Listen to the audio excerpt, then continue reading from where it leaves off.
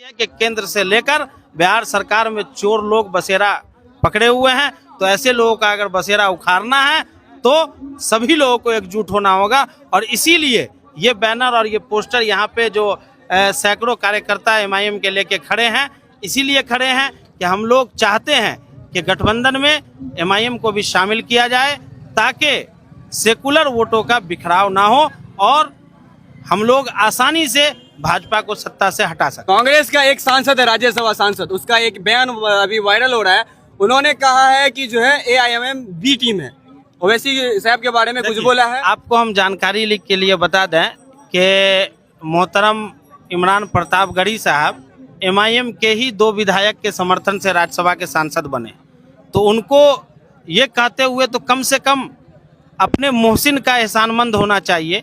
जिंदगी में किसी ने अगर आपको एक घुट पानी भी पिला दिया तो जिंदगी भर उसका एहसान मानना चाहिए।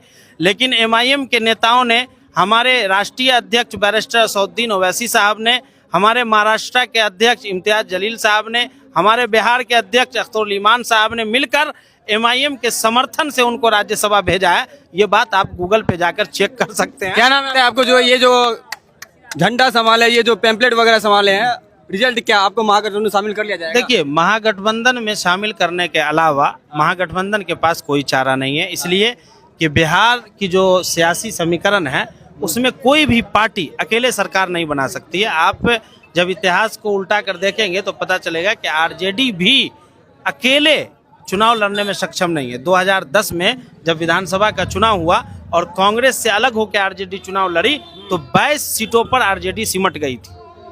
तो इसलिए एक दूसरे का सहारा बनना होगा और हम बार बार यही कह रहे हैं, हमारा किसी से कोई झगड़ा नहीं। हम चाहते हैं कि NDA और भाजपा को सत्ता से बेदखल किया जाए, वोट चोरों को सत्ता से और गद्दी से हटाया जाए। तो उसका सिर्फ मात्र एक रास्ता है कि इंडिया अलायंस मजबूती के साथ सभी को साथ लेकर चले और AIMIM को भी उस गठबंधन में शामिल करें।